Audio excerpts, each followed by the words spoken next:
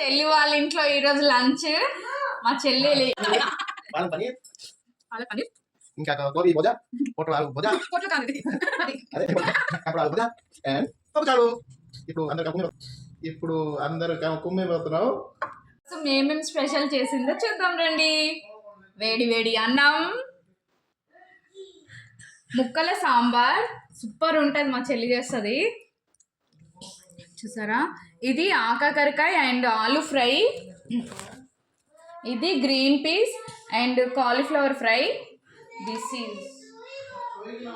ఇది పాలక్ పన్నీరు. టేస్ట్ అయితే చాలా బాగుంది. అండ్ వేడి వేడిగా ఆనియన్ పకోడా.